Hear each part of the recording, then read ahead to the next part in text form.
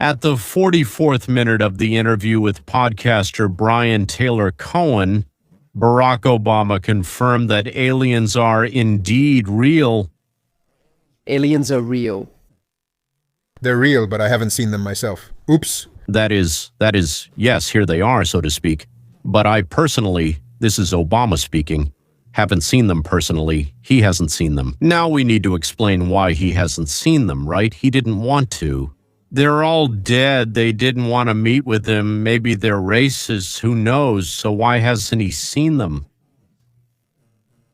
And they're not being held? Where is it? In Area 51.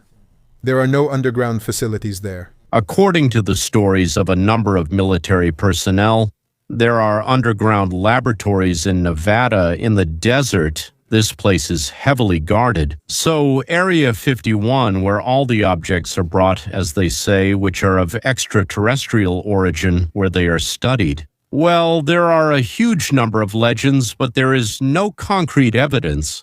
And here Obama says they are not stored or located in Area 51. And in general, there is no such underground facility where they are stored. By the way, before I forget, there will be a bomb at the end, ladies and gentlemen. Also a video. It's an absolute bomb. But I want to lead you to this step by step. I promise you it's a bomb. So when Clinton swore in Congress that he did not have sex with Monica Lewinsky, and then, well, it turned out that he did, Bill, honestly looking America in the eyes, said, well, in Arkansas, you know, where he came from? Yes, in Arkansas. Oral sex doesn't count as sex. So following that same, let's say, tradition, that same logic, the remains or evidence of extraterrestrial activity are not kept at Area 51 and are not located in an underground facility. What about Area 47 or maybe 64? And what about an underwater or above-ground facility, one that's not underground but located underwater, for example? Yeah, Obama could easily have said, I've never seen anything confirming that extraterrestrials or any such beings have visited Earth. Instead, he said, yes, they're there. Perfect. But A, I haven't seen them. B, they're not at Area 51. And C, they're not underground. This conversation gave me the feeling that it was a pre-prepared response. Well, could it be that, what does Barack Obama mean to you? They showed them, actually, there is evidence, but they just didn't show it to you. If there isn't this huge conspiracy, then they hid it from the President of the United States. What is the first question you would want to find out if you became president? Well, where are they? The extraterrestrials. Where are the extraterrestrials and who? Is there a person you most want to meet? That? Obama doesn't rule out the possibility that this is hidden from the president in the United States. Maybe it was hidden from him personally, which, by the way, isn't impossible. In the United States, secrets are always, as they say, kept and guarded on a need-to-know basis. And it's possible that even the president of the United States, some of them seem senile, like Baden Carter. Well, they definitely don't need to know this because for sure they'll start blurting out some nonsense left and right. So maybe it was also contraindicated for Obama and there's someone who decided that he absolutely doesn't need to know. Why is that? I think that means it's a setup question, a planted question, yeah. So why was it set up?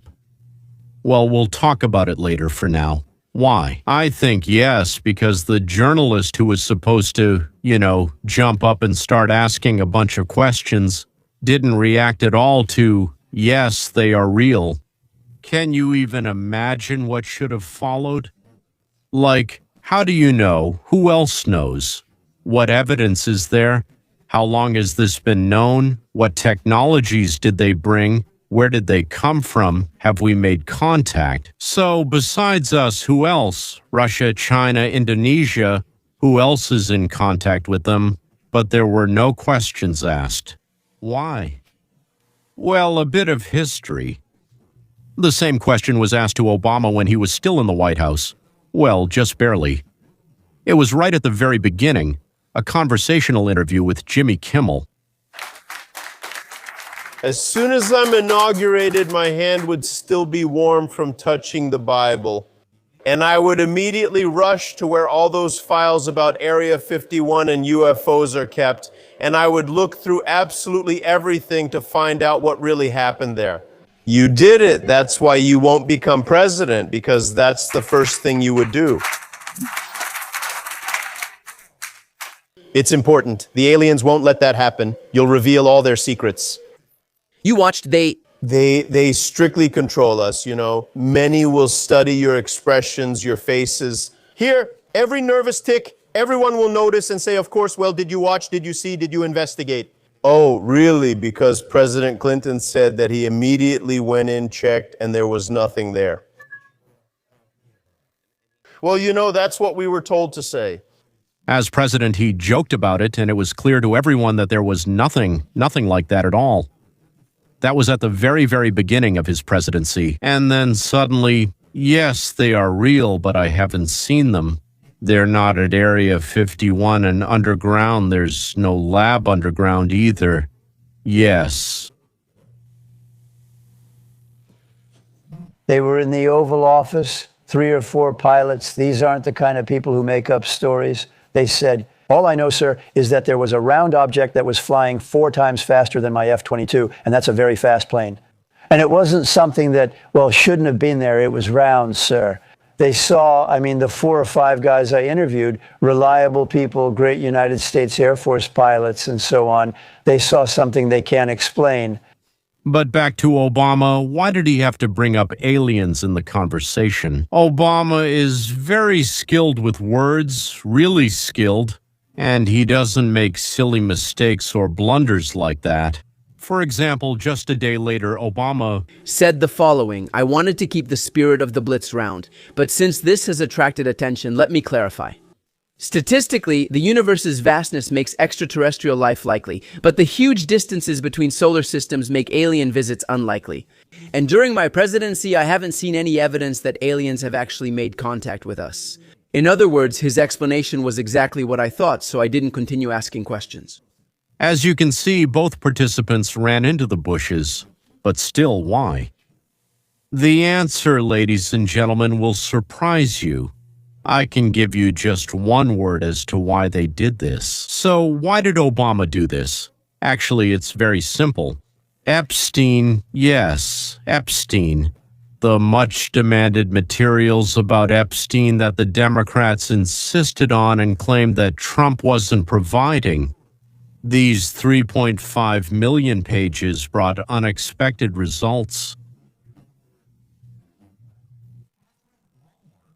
Her name is Catherine Rumler. She's an official from the Obama administration, a former guy. She's a White House counsel. Everyone will tell you, as a White House counsel, that you're more influential than the Attorney General. You're the most powerful lawyer in the world if you're the White House counsel. Anyway, she resigned, humiliated because of her connections with Epstein. Yes, it's not just connections. This lady was, so to speak, Epstein's main girlfriend. Epstein loved this girl. This woman was the direct link to Barack. Obama, of course, the former White House counsel who worked under Obama, resigned from her very comfortable position at Goldman Sachs because of her connections with the pedophile Jeffrey Epstein. Catherine Rumler, who holds the position of chief counsel at Goldman Sachs. So she is going to resign this summer. Oh, well, yes, that's exactly right. Let her stay there and what? Take a couple more months there. Well, what is it? What do they give at Goldman Sachs? Yes, a golden idol of Baal, probably at the exit, but you can make sacrifices, pray. Yes, let her stay. Let her stay until she gets her golden one. They're just melting the gold right now to make her little Baal idol, all right? Emails released by the Department of Justice show that Catherine Rumler was a best friend. Jeffrey Epstein, not just a girlfriend who arranged his life, she exchanged almost 12,000 emails. 12,000. Oh my God, that's one direct message on 70% of the days they knew each other. She wrote to him every single day. And what happened next as soon as she wanted to leave the White House after closing several very lucrative deals? For extremely evil and cunning globalist families like the Rothschilds, they closed deals that would truly help the most elite and influential people on Earth. Catherine Rumler immediately goes and gets a job at the Rothschild Bank. Do you know who arranged this deal? It was Jeffrey Epstein. This lady now suddenly has her own, so Jeffrey Epstein uses her to push certain agenda items from the White House through executive orders. She wrote them, and then, as soon as she wanted to leave the administration, she went and cashed in. This is open, complete, and absolute fraud. It's not Obama yet, but it's as close to him as you can get. 11,300 emails were sent by her to Epstein so that Obama wouldn't know about it, so that Obama wouldn't directly say, "You're the person who will communicate with him." While sitting as the chief legal counsel of the White House, meaning Obama's, she spent time on 11,300 emails to Epstein. However, even the Democrats are against Obama. Now, the latest Epstein documents have been made public, and the names contained in them are causing a huge scandal in the Democratic Party. These files show a direct connection between Jeffrey Epstein and Barack Obama's inner circle. I hope you enjoyed this video, right? Wow, do you remember those emails with Obama and John Podesta and all that pizza they were ordering? They were ordering pizza worth $1.50, and they specifically said they wanted to spend a whole 2 hours with that pizza. How creepy and weird. You know, it's almost like all these conspiracy theories aren't really theories at all, but actual conspiracies against the United States of America and all children. Barack Obama's name has finally come up in conversations about Epstein, and suddenly a lot of things are starting to make sense. People are claiming that this is a conversation about Epstein, and now suddenly, could it be that President Barack Obama oversaw Jeffrey Epstein's plea deal, as Senator Markwayne Mullin claims? There it is, a lot of things are starting to become clear. People claim that he was there from the very beginning and supposedly played his part in the long cover-up that allowed Epstein's crimes to remain hidden for many years. But it's true, and we know that he was involved. Guys, I don't know if you remember this, but back when Pizzagate happened, and let me remind you briefly, Pizzagate was about a restaurant that everyone was suspicious of, where in the basement of that restaurant they were trafficking. Well, you know what? And you know who. And that was, so to speak, debunked according to the media, but here's what happened because of Pizzagate. And that's great. People started talking about the idea of a pedophile ring running the government from the shadows and how all these politicians are involved. And that's a huge problem. Well, even though the media tried their best to debunk it, the truth is that now we know for a fact that there is a certain PDF group that runs the government and the so-called shadow government. And now you look back at the time when they supposedly debunked the whole Pizzagate story, but now you see that no, the media were lying to your face. Now we know that all of this is true, it's all coming to light. These weren't conspiracy theories, these were facts that were being brought to us before the media wanted you to accept them. The real question is how Obama managed to erase himself from all his photos. That's where Obama's name keeps coming up, especially when people remember what was happening during his presidency. Because Epstein... Yeah, man, you know, Obama had those very Epstein files back in 2008. Yeah, they were working on this for so long. It goes even deeper, and Obama tried to distance himself from the Epstein files as much as possible. But maybe he still missed a few important documents. Epstein couldn't have acted like that without protection. He always needed his own person to maintain stability. Now, some Trump supporters are accusing former President Barack Obama of being lenient with Epstein in previous investigations. Paul Spey is checking this claim for PolitiFact. It all came pouring out, and all the dirt that the Democrats were shouting they wanted to see ended up, or rather turned out to be on their side. Clinton, Obama, and many others. And they urgently need to come up with something to distract attention. So Bill, yes, Clinton, Bill sent the Air Force to bomb Belgrade to distract attention from Monica Lewinsky's dress. If there hadn't been Monica, if there hadn't been a stain on the dress, there wouldn't have been the bombing of Belgrade. How many people died because of that? And now they're not in power, they can't send anyone to bomb. Well, what can you do? Send in the aliens. Without your control. Subtitles by Dimitar Zak. To be continued, to be continued. How are you? Hey guys, it's Benny. We said on Friday that since Barack Obama is now involved in the Epstein case, they're going to hit us with the alien topic, to be continued on Friday. Benny was joking, so he said that Barack would launch something like aliens, and the next day Barack launched the aliens. The Torah tells us that, well, there won't be any aliens that lived on Earth. Well, maybe there are beings living here that we can't see, or maybe sometimes we can see them a little, but those are like imprints of the spiritual world in our material one. But don't expect anyone from other stars, planets, or spaceships. But I somehow trust this source.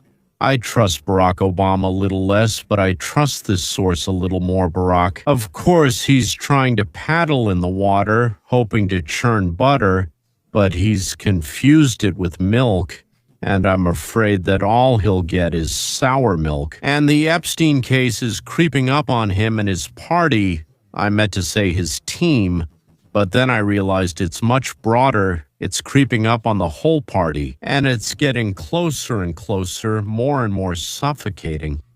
So, gentlemen, there's nothing in Zone 52 or in Zone 124. And I even suspect that in Zone 336, no, there's nothing outside the flesh. Well, they brought aliens there, as they say, yes, but there are no negotiations with the planet Sirius. But there are seriously messed up Democrats. And now the promised cherry on top. On August 8, 2019, Jeffrey Epstein, while in his cell at the Metropolitan Correctional Center in Manhattan, signed an updated version of his will. And he left $50 million to his lawyer, $25 million to his accountant, $10 million to the children of a Norwegian diplomat, and $10 million to Ghislaine Maxwell. A townhouse in Manhattan, an apartment in Paris, a mansion in Palm Beach, a ranch in New Mexico, a 33-carat diamond ring, and 48 loose diamonds to his last girlfriend. And just 2 days later, he was found dead. His cellmate, a certain Efrain Reyes, begged him not to do it, but Epstein told him not to worry. The very next day, Reyes was transferred elsewhere as part of standard procedure, and just a day later, Jeffrey Epstein was found dead. He was left alone, and then something curious and unexpected happened to his body. The prison warden informed the FBI that the staff took boxes and sheets, constructed something resembling a human body, and then loaded it into a white van labeled Office of the Medical Examiner. And the media were following that van, but Epstein's actual body was loaded into a separate black car and driven away, I quote, unnoticed. And this is in the documents. This is not a conspiracy theory. This is from an FBI interview memo dated August 16, 2019, published by the United States Department of Justice on January 30, 2026. And along with that, they also released more than 3.5 million pages of documents on the Jeffrey Epstein case, as well as 180,000 images and 2,000 videos. And in terms of volume, this is one of the largest single releases of documents in United States history. And I need you to understand something before we really dive into this. This video is not about whether you believe in conspiracy theories or not. Okay, this is not about speculation. I'm not going to sit here and tell you what I think happened. I'm just gonna read what's in the files. I'll read the quotes. Okay, straight from the FBI interrogation transcripts, from emails between Epstein and the most influential people on the planet. From the draft of the federal indictment, which was prepared, ready to be filed, but was never submitted. I'm going to show you what the United States government knew when they knew it, and what they decided to do or not do about it. You see... But that's another conversation. How do you like that cherry on top, ladies and gentlemen? And how do you like the cake itself? How about the child trafficking that was going on in Washington? How about the mutual protection of our entire elite, supposedly crystal clear and honest? And now you probably want to know, and Trump, where is he in all this? With this side or that one? Yes, I'll show you now because there's no need to explain, I just need to show you. So that's what I'll do. Trump was the only one who dared because all the powerful people in the world are involved, dared to go against Presidents Clinton, Barack Obama, really all of Washington. I called the investigator and said, finally, there's someone who is dealing with this scoundrel. The document states Trump called Rader then and said, "Thank God you stopped him. Everyone knew he was doing it." Rader also says that Trump said he kicked Epstein out of his club and that he was around Epstein once when there were teenagers there, and Trump quickly left. The former police chief says that Trump told him to focus on Epstein's accomplice, Ghislaine Maxwell, saying, "She is evil." And now meet the prosecutor who was given the Epstein case, and he was also asked about Trump. Editor, nothing. Nothing. The only thing I can say about President Trump is that he was the only person in 2009 when I handed out a lot of subpoenas to many people, or at least notified some pretty influential people that I was with. I'll give you as much time as you want, and I'll tell you everything you need to know. And he was very helpful with the information he provided, and he never showed any sign of being involved in anything shady. But he had good information that was confirmed, and it helped us, and we didn't have to take his statement that was in 2009. So, do you know if there's any truth to James Patterson's claim that Trump kicked Epstein out of Mar-a-Lago? I definitely heard that. Yes, I definitely heard that. I don't know if it was Trump himself or the manager, but yes, Trump, but the club heard about it, and that's to his credit. Epstein was kicked out of there for allegedly trying to pick up someone's daughter or something like that.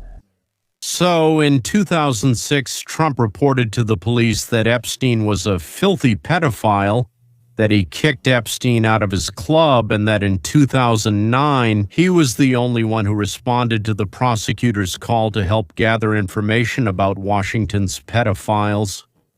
He was the only one, as the prosecutor said, who helped collect information about Washington's pedophiles. No one else dared. And after that, they have the nerve to say that he's involved. And the aliens, well, they just appeared because Obama can't order anyone to be bombed. If there was someone to bomb, they would have bombed them, and a lot of people would have died for nothing. Thank God he's not in power. Thank God he can't send planes to bomb Belgrade or anyone else. Goodbye until we meet again.